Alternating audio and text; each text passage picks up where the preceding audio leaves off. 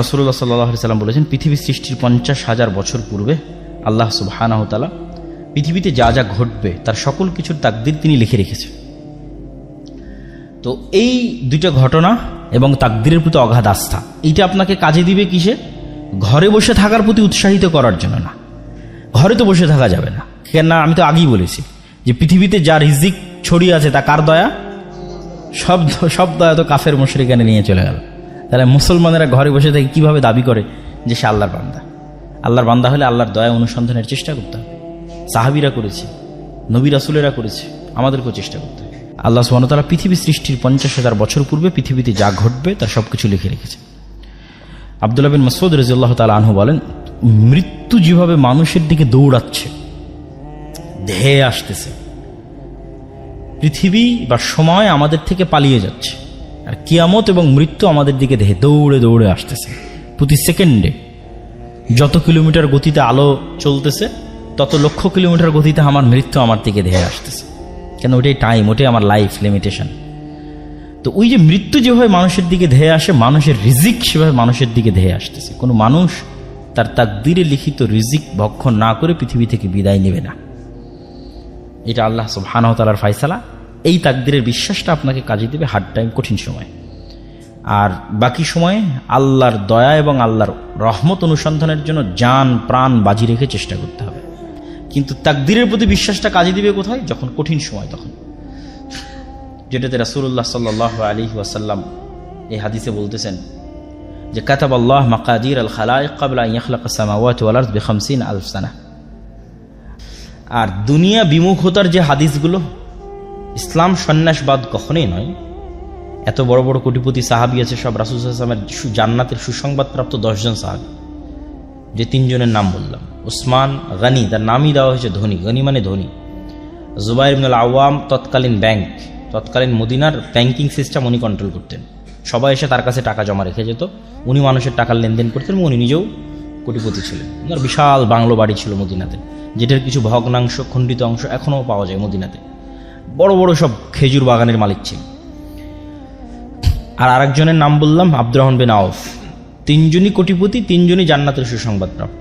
তাহলে তো এটা বলার কোনো অপশন নাই, সুযোগ নাই যে ইসলাম সন্ন্যাসবাদকে সাপোর্ট করে, এটা বলার সুযোগ নাই। কিন্তু দুনিয়া বিমুখতার যে হাদিসগুলো বা দুনিয়া বিমুখতার যে ঘটনাগুলো, এগুলো হচ্ছে আপনাকে সাপোর্ট দিবে আপনার টাফ টাইম এবং হার্ড টাইমে। যখন আপনি সকল কিছু হারিয়ে ফেলতেছেন, উত্থান পতন আছে, পতনের দ্বার প্রান্তে দাঁড়িয়ে আছেন, তখন আপনি হতাশ হবেন না যদি রাসূল সাল্লাল্লাহু আলাইহি ওয়াসাল্লামের যে দুনিয়া বিমুখতার হাদিসগুলো আপনার জানা থাকে, তাকদীরের যে হাদিসগুলো সেগুলো যদি জানা থাকে, তাহলে আপনার সামনে যতই কঠিন সময় আসুক আপনি হতাশ হবেন না। এইটা হলো এটার বেনিফিট। মানুষ তো চেষ্টা করতেই থাকবে, চেষ্টা করাটাই মানুষের কাজ। কিন্তু যখন হার্ড টাইম আসবে তখন সে তাকদীরের কথা স্মরণে রাখবে, রাসূল সাল্লাল্লাহু আলাইহি ওয়াসাল্লামের দুনিয়া বিমুখ আচরণগুলোর কথা স্মরণে রাখবে। তো আল্লাহর নবীর দুনিয়া বিমুখ আচরণের 2টা হাদিস বলে এবং তাকদীরের একটা হাদিস বলে আমার বক্তব্য শেষ করব। রাসূল সাল্লাল্লাহু আলাইহি ওয়াসাল্লামের দুনিয়া বিমুখ আচরণের 2টা ঘটনা। একদিন একজন মেহমান আসছে, আমি শুধু বাংলা বলে যাচ্ছি, হাদিস সহিহ। একদিন একজন মেহমান আসছে আল্লাহ নবীর কাছে, এসে বলতেছে যে আমার রাস্তাঘাটে আমি সব কিছু হারিয়ে ফেলেছি, আমার একটু খাবারের ব্যবস্থা করতে হবে। এই 2টা ঘটনা আপনাদের খুব মনোযোগ দিয়ে শুনতে হবে, আমাদের বক্তব্য শেষ। খাবারের ব্যবস্থা করতে হবে। আল্লাহ নবী লোক পাঠালেন তার স্ত্রীদের ঘরে, কিছু আছে কিনা খাবারের।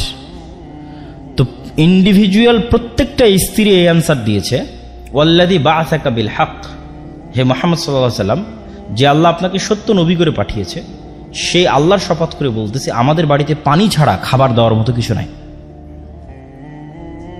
তো তিনি হচ্ছেন তৎকালীন বিশ্বের সর্বশ্রেষ্ঠ মানব, সকল যুগের সর্বশ্রেষ্ঠ মানব। তার বাড়িতে মেহমান এসেছে, মেহমানকে খাওয়াবেন, খাওয়ানোর মতো তার কোনো স্ত্রীর বাড়ি থেকে এ আনসার আসলো না যেখানে একটা খেজুরের দানা আছে তাকে খাবার হিসেবে দেওয়া যায়, বা আটা আছে সেটিতে রুটি তৈরি করে দেওয়া যায়, বা গোস্ত আছে দেওয়া যায়। সবাই বলেছে তাদের বাড়িতে শুধু পানি আছে, আর দেওয়ার মতো কিছু নেই।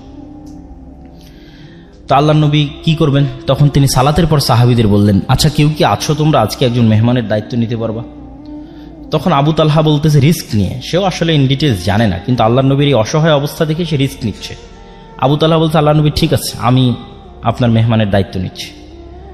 তো আবু তালহা কোনো প্রকার যাচাই বাছাই না করেই সে কিন্তু মেহমান কিনে বাড়িতে চলে গেছে। বাড়িতে গিয়ে স্ত্রীকে বলতেছে যে আচ্ছা আজকে তো আল্লাহর নবী আমাকে একটা কাজ চাপিয়ে দিয়েছে, একজন মেহমানের দায়িত্ব আমার উপর দিয়েছে, বাড়িতে কোনো খাবার আছে? তখন আবু তালহার স্ত্রী বলতেছে বাড়িতে তো বাচ্চাদের খাবার ছাড়া কোনো খাবার নেই, মানে ছোট 2-3টা বাচ্চা আছে, সেই 2-3টা বাচ্চাকে যে খাবার দিবে ওই খাবারটা ছাড়া কোনো খাবার নেই। তাহলে এখন করণীয় কি? তখন দুই স্বামী স্ত্রী মিলে পরামর্শ করেছে যে ঠিক আছে, এক কাজ করো, বাচ্চাদের খাবার না খাওয়িয়েই ঘুম পাড়িয়ে দাও, বাচ্চাদের খাবার খাওয়ায়ও না, তাদেরকে না খাওয়িয়েই ঘুম পাড়িয়ে দাও। আর মেহমানের সাথে তো মেজবানকে বসতেই হয়, মানে যাকে আপনি মেহমানদারি করাবেন আপনার বাড়িতে, যদি তাকে আপনি না বসেন সে তো অকওয়ার্ড ফিল করবে, বিব্রত বোধ করবে। তাহলে আমরা যখন একসাথে মেহমানের সাথে খেতে বসবো তখন কৌশলে বাতিটা নিভিয়ে দেওয়া হবে, স্বামী স্ত্রীর প্ল্যান। কৌশলে যখন বাতি নিভিয়ে দেওয়া হবে তখন আমরা খাওয়ার অভিনয় করতে থাকবো, কিন্তু আসলে আমরা খাবো না।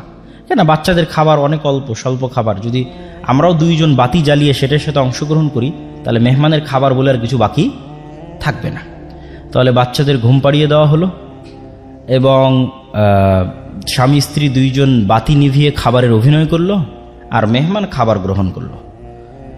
পরের দিন রাসূলুল্লাহ সাল্লাল্লাহু আলাইহি ওয়াসাল্লাম বলতেছে, আবু তালহা তুমি কি করেছো?